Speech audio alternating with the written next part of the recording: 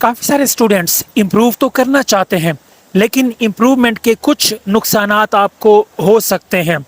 सबसे पहला जो कि आप भी जानते हैं वो ये है कि जब आप इम्प्रूव करते हैं तो आप नेक्स्ट क्लास का जो एडमिशन है वो लेट कर देते हैं, जबकि आपके मुकाबले में आपके जो दोस्त हैं, जो क्लासमेट्स हैं, वो आगे निकल जाते हैं। यानी कि अगला जो एडमिशन है नेक्स्ट क्लास का वो आप मिस कर देते हैं, आप लेट हो जाते हैं। ये कोई इतना बड़ा प्रॉब्लम नहीं है।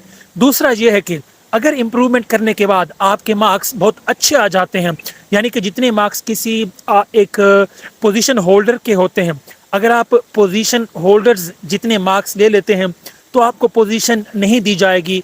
पोजीशन हमेशा उस टॉपर को दी जाएगी जो फर्स्ट अटेम्प्ट में बेहतरीन मार्क्स लेके आए। दूसरा पॉइंट।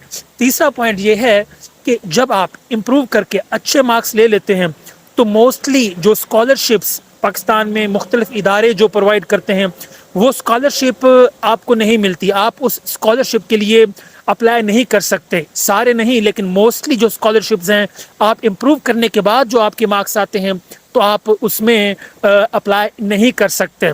चौथा जो नुकसान है वो ये है कि कई इदारे हैं, सारे नहीं, कई इदारे ऐसे हैं, ख़ास तौर पे कुछ मेडिकल के जो इदारे हैं वो इम्प्रूवमेंट करने के बाद आपको एडमिशन नहीं देते इम्प्रूवमेंट बेस पे। ये बहुत कम ऐसे इदारे हैं। मोस्टली आपको जो है वो इम्प्रूवमेंट करने के बाद आपको आगे एडमिशन भी मिल जाते हैं, आपको जॉब्स भी मिल जाते हैं। कहने का मतलब ये है कि आपको पता होना चाहिए कि ये जो नुकसानात हैं आप इनका सामना कर सकते हैं।